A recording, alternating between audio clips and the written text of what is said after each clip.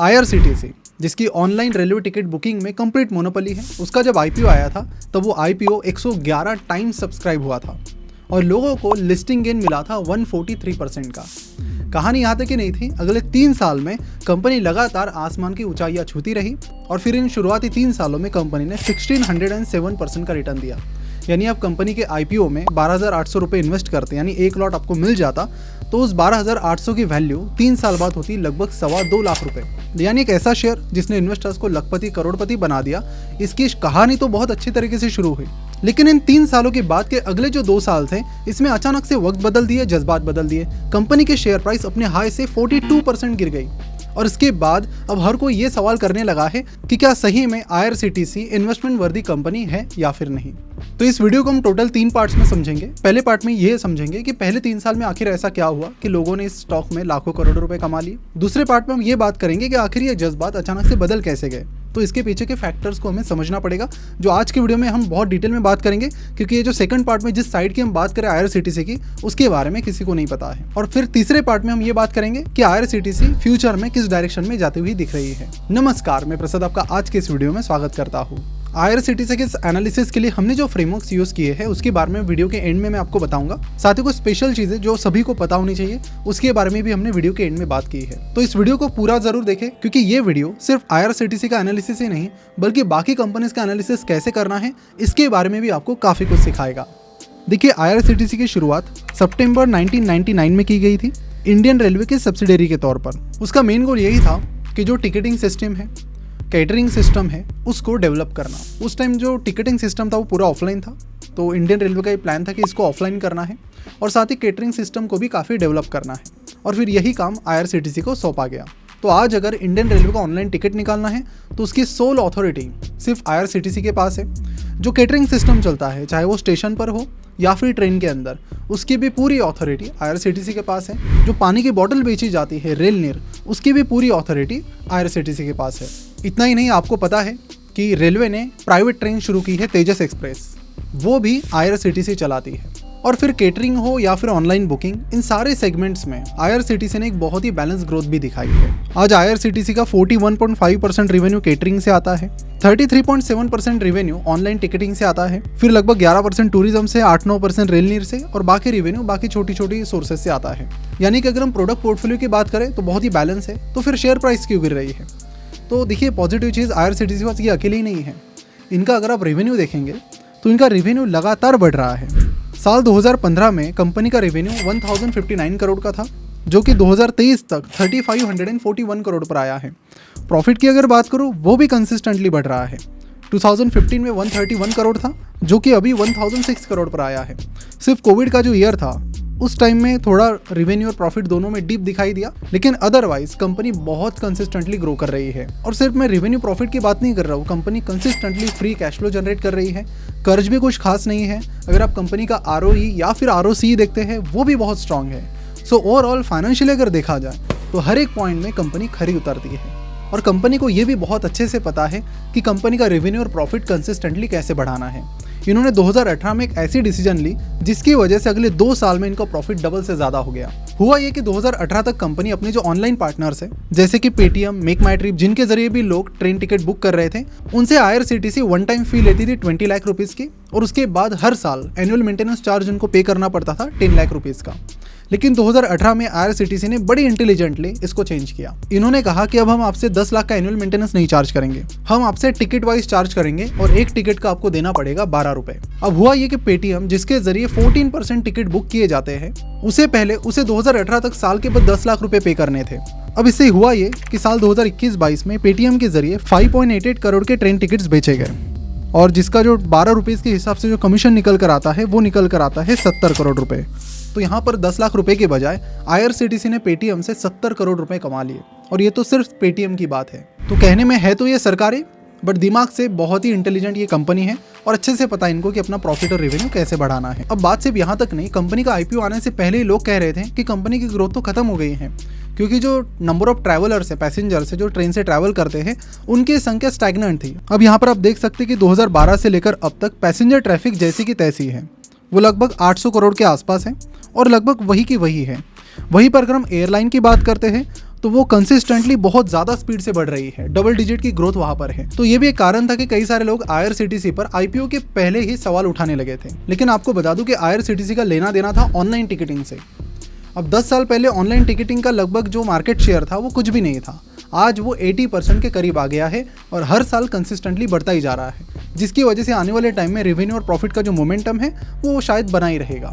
अब आप कहेंगे प्रसाद ये तो सारी पॉजिटिव चीज़ें हो गई, आखिर नेगेटिव ऐसा क्या है कि जिसकी वजह से शेयर प्राइस नहीं बढ़ रही है? तो चलिए बढ़ते हैं वीडियो के सेकंड पार्ट की तरफ। यहाँ पर हम बात करेंगे वो कौन से फैक्टर्स हैं जिसकी वजह से कंपनी दिक्कत में आ गई है। तो जो पहला फैक्टर है जिसकी वजह से कंपनी बहुत बड़ी प्रॉब्लम में फंस गई है, उसकी शुरुआत हुई पिछले साल अक्टूबर में। उस टाइम गवर्नमेंट ने ये कहा कि जो भी कन्वीनियंस फी IRCTC कमाती है उसका 50% हम रखेंगे, जिसके तुरंत बाद इन्वेस्टर्स ने प्रोटेस्ट शुरू किया, रास्ते पे नहीं ट्विटर पर। जिसके बाद इंडियन रेलवे ने तुरंत यूटर्न लेते हुए अपना डिसीजन वापस लिया। अब शुरुआत में तो लोगों को लगा कि इंडियन रेलवे ने ये डिसीजन इसलिए लिया क्योंकि हमने प्रोटेस्ट किया, लेकिन इसके पीछे की जो कहानी है वो बड़ी इंटरेस्टिंग है। देखिए आपको एक अंदर की बात बता दूं, किसी को बताइएगा मत। जैसे इंडियन रेलवे ने कहा कि हम IRCTC के कन्वीनियंस फी का 50% खुद के पास रखेंगे, उसके तुरंत बाद यानी 2-3 दिनों में ही IRCTC की शेयर प्राइस 15 to 20% से गिर गई, जिसकी वजह से IRCTC का जो मार्केट कैपिटलाइजेशन था वो 20,000 करोड़ से कम हो गया। अब देखिए गवर्नमेंट के पास IRCTC की जो होल्डिंग है वो है 62.4%, यानी जो 20,000 करोड़ की वैल्यू लूज हुई उससे लगभग गवर्नमेंट को 12,000 करोड़ का नुकसान हो गया। अब IRCTC के कन्वीनियंस फी की बात करें तो सालाना वहां से गवर्नमेंट हार्डली 200 से 400 करोड़ रुपए कमा लेती, लेकिन यहाँ पर जो लॉस हुआ वो उससे कई गुना ज्यादा है और इसीलिए रेलवे मिनिस्टर ने यहाँ पर यूटर्न ले लिया कि हम कन्वीनियंस फी नहीं लेंगे। अरे 35 लाख का तो हमारा इन्वेस्टमेंट है, तो 36 लाख का घाटा कैसे हो गया? और इसके पीछे जो दूसरा रीजन है जो सबसे इंपॉर्टेंट है वो ये है कि गवर्नमेंट फिलहाल लगातार डाइवेस्टमेंट कर रही है कई सारी गवर्नमेंट कंपनीज में, यानी वो गवर्नमेंट कंपनीज के IPO ला रही है और कंपनी की हिस्सेदारी लोगों को बेच रही है। अब ऐसे में गवर्नमेंट को और भी अपनी कंपनीज के IPO लाने हैं, तो एटलीस्ट उनको इन्वेस्टर्स को ये तो समझाना पड़ेगा, बताना पड़ेगा कि हम सही तरीके से चीजें करते हैं और कंपनी लिस्ट होने के बाद भी कंपनी हमेशा इन्वेस्टर्स के यानी रिटेल इन्वेस्टर्स के हित में ही काम करेगी। अब यहाँ पर रेलवे मिनिस्ट्री ने यूटर्न ना लिया होता तो IRCTC की जो शेयर प्राइस फॉल है वो और भी बढ़ता और इससे गवर्नमेंट के जो आने वाले IPOs है वो कहीं ना कहीं प्रॉब्लम में आ सकते थे। अब ये जो IRCTC है ये एक ऐसी कंपनी है जिसके 2 दांत हैं और इन दोनों दांतों के बारे में भी डिटेल में आज के इस वीडियो में हम बात करेंगे। अब होगा ये कि ज्यादातर लोग अपना एनालिसिस यहीं पर रोक देंगे या फिर आप भी अपना वीडियो देखना यहीं पर बंद कर देंगे, और यही सबसे बड़ी गलती है क्योंकि devil is in the detail. जितना आप डीप में जाएंगे उतना ही आपका एनालिसिस बेटर निखर कर आएगा और हमारा जो डीप एनालिसिस फ्रेमवर्क है वो हमें यही कहता है कि आप कंपनी के बहुत डीप में जाइए, तभी आपको कंपनी की रियलिटी पता चलेगी। इस हमारे डीप एनालिसिस फ्रेमवर्क के बारे में हमने the complete course on fundamental analysis में बात की है, जिसकी प्री बुकिंग अभी चल रही है, जहां पर 5,000 रुपीज का ये कोर्स आपको मिल रहा है 1947 रुपीज में, और अगर आप प्री बुकिंग में इसे बुक करते हैं तो लाइफ टाइम का एक्सेस भी आपको मिल जाएगा। लिंक नीचे डिस्क्रिप्शन और कमेंट बॉक्स में दी गई है। अब सबसे बड़ा सवाल ये आता है कि कन्वीनियंस फी से लोग इतने नाराज क्यों हुए, क्योंकि हमने देखा कि कंपनी का सबसे ज्यादा रेवेन्यू कहां से आता है, केटरिंग बिजनेस से आता है। लेकिन अब मैं आपको कंपनी के कुछ खाने के दांत दिखा देता हूं जिसके बारे में लोग अनजान हैं। बात तो यह है कि कंपनी का 41% रेवेन्यू केटरिंग बिजनेस से आता है, लेकिन अगर मैं आपसे पूछूं कि IRCTC का केटरिंग बिजनेस उसके नेट प्रॉफिट में कितना कंट्रीब्यूट करता है तो सिर्फ 2.9%, यानी IRCTC के नेट प्रॉफिट में 96.8% कंट्रीब्यूशन अकेले ऑनलाइन टिकटिंग का है, यानी बाकी बिजनेसेस प्रॉफिट के पॉइंट ऑफ व्यू से मैटर ही नहीं करते हैं। देखिए ऊपर से तो ये दिखाई देता है कि कंपनी का बिजनेस बहुत ही डाइवर्सिफाइड है, लेकिन अगर आप और डिटेल में जाते हैं तो कुछ इस तरह की रियलिटी सामने आती है। अब फिलहाल IRCTC का सबसे बड़ा जो नेगेटिव फैक्टर है वो है मोनोपोली। मोनोपोली उसका सबसे स्ट्रॉन्ग पॉइंट है और मोनोपोली उसका वीक पॉइंट भी है। देखिए मोनोपोली होनी चाहिए, लेकिन सरकारी कंपनी की हो तो वो कभी भी प्रॉब्लम में आ सकती है। और अक्टूबर में जब रेलवे मिनिस्ट्री ने पहली बार ये कहा कि हम कन्वीनियंस फी का कुछ हिस्सा लेंगे, तब से इन्वेस्टर्स के मन में डर बैठा है। अब आपको बता दूं कि 2014 में इंडियन मिनिस्ट्री ने जो कन्वीनियंस फी है उसका 20% चार्ज करना शुरू किया। 2015 में उन्होंने इसे 50% कर दिया, लेकिन फिर 2017 में उन्होंने ये हटा दिया। शायद IPO रीजन होगा या फिर पता नहीं और कुछ होगा। तो अब जब हिंट मिली है पिछले साल, तो उसके बाद इन्वेस्टर्स को ये डर है कि अगर आगे कुछ ऐसा होता है तो प्रॉब्लम यह है कि पूरी की पूरी डिपेंडेंसी जो है प्रॉफिट की वो ऑनलाइन टिकटिंग पे है। अगर उसका ही 20% 10% भी लेते हैं तो उसका नेगेटिव इम्पैक्ट कंपनी के फाइनेंशियल्स पर जाएगा और उससे इन्वेस्टर्स को ही नुकसान होगा। तो इसीलिए इन्वेस्टर उतने अग्रेसिव नहीं है जितने कि 3-4 साल पहले कंपनी के ऊपर थे। और फिर रिसेंटली हमने तो देखा ही है कि इंडिया में जो पावर ट्रेडिंग होती थी उसकी फैसिलिटी सिर्फ एक ही कंपनी के पास थी, वो थी IEX, और रेगुलेटर ने उसे ही अलाउ किया था। लेकिन फिर अचानक से पावर मिनिस्ट्री की तरफ से एक नोटिफिकेशन आता है जहां पर यह बताया जाता है कि अब टाटा पावर, अदानी पावर, बाकी कंपनीज भी पावर ट्रेडिंग कर सकते हैं। जिसके बाद वो शेयर 15% से गिर गया और जो मोनोपोली थी वो 2 मिनट में गायब हो गई। और एक बात बता दो, बीच में क्या हुआ कि एक न्यूज़ आई थी कि अदानी ग्रुप भी अब IRCTC को टक्कर देगा। अब हालांकि वो न्यूज़ झूठी निकली, लेकिन उसके बाद लोगों के मन में एक और डर बैठ गया कि अगर और कहीं ऐसा कंपटीटर आता है तो उसके बाद ज़रूर प्रॉब्लम हो जाएगी IRCTC के लिए। यानी एक डर है कन्वीनियंस फी का, तो दूसरा डर है कंपटीशन का कि अगर उसे प्राइवेटाइज प्लेयर को आने दिया तो कंपनी का बिजनेस रातों रात खराब हो जाएगा। क्योंकि मतलब IRCTC की फिलहाल की हालत देखें, उनकी टेक्नोलॉजी देखें तो आप तात्काल टिकट निकाल कर देखिए, आपको भी आ जाएगी। यानी यहाँ पर टेक्नोलॉजिकली हम बात करें तो प्रोडक्ट डेवलपमेंट में बहुत बड़ा स्कोप है। अभी कंपनी अच्छे से चल रही है क्योंकि मोनोपोली है। यही मोनोपोली उसकी सबसे बड़ी स्ट्रेंथ है और सबसे बड़ी वीकनेस भी।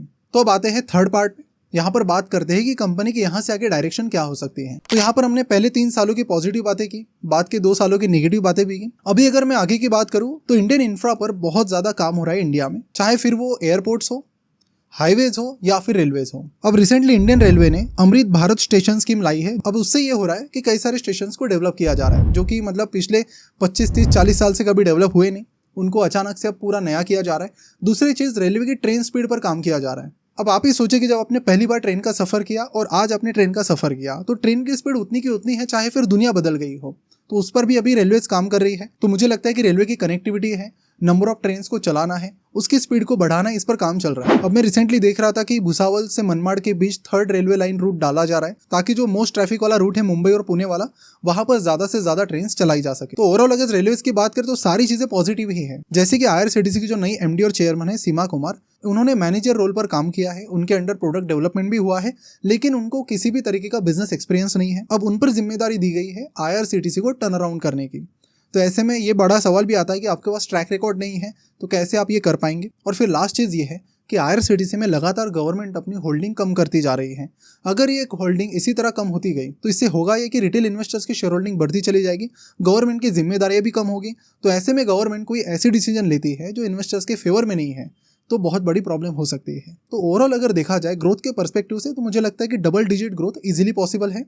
बट अगर गवर्नमेंट कुछ तरह से इंटरफेयर करती है और प्रॉब्लम क्रिएट करती है तो ही कंपनी को बहुत बड़ी प्रॉब्लम होगी। अदरवाइज एक मतलब आप कह सकते हैं कि एक स्टेबल कंपनी IRCTC है। तो आपने देखा होगा इस वीडियो में हमने बिजनेस की बातें की, फाइनेंशियल्स की बातें की, मैनेजमेंट की बातें की और लगभग सारे फैक्टर्स की बातें की जो इस बिजनेस को अफेक्ट करते हैं, और इसे ही हम फंडामेंटल एनालिसिस कहते हैं। पर प्रॉब्लम यह है कि इंडियन मार्केट के हिसाब से फंडामेंटल एनालिसिस से जुड़ी चीजें इजीली अवेलेबल नहीं है और यहीं पर लोग फंस जाते हैं और सही से एनालिसिस नहीं कर पाते हैं। तो इन्हीं सारी चीजों को बड़ी आसान भाषा में बिगिनर को समझाने के लिए हमने फंडामेंटल एनालिसिस का कोर्स लाया है, जहां पर ये सारी चीजें हमने आपको डिटेल में बताई है। अब देखिए यहाँ पर हमने सिर्फ IRCTC स्पेसिफिक एनालिसिस किया है। अब कंपनी बदलेगी तो एनालिसिस का तरीका भी बदलेगा। तो इन सारे अलग अलग टेक्निक्स के बारे में हमने डिटेल में इस कोर्स में बात की है। 5,000 रुपए का ये कोर्स है जो 15 अगस्त को लॉन्च हो रहा है और प्री बुकिंग में आपको ये मिल रहा है 1947 रुपीज में। और अगर आप प्री बुकिंग में इसे बुक करते हैं तो आपको लाइफ टाइम का एक्सेस भी मिल जाएगा। तो कमेंट और डिस्क्रिप्शन में दिए गए लिंक पर क्लिक करके इसे जरूर चेकआउट कीजिए। कुछ भी आपको सवाल रहता है तो आप दिए गए नंबर पर कॉन्टैक्ट कर सकते हैं। वीडियो पसंद आए तो इसे जरूर लाइक कीजिए ताकि यूट्यूब को लगे कि कुछ वैल्यूएबल चीज हमने बनाई है, और इसे शेयर करके चैनल को जरूर सब्सक्राइब कीजिए। मिलते हैं अगले वीडियो में। Thank you so much for watching this video.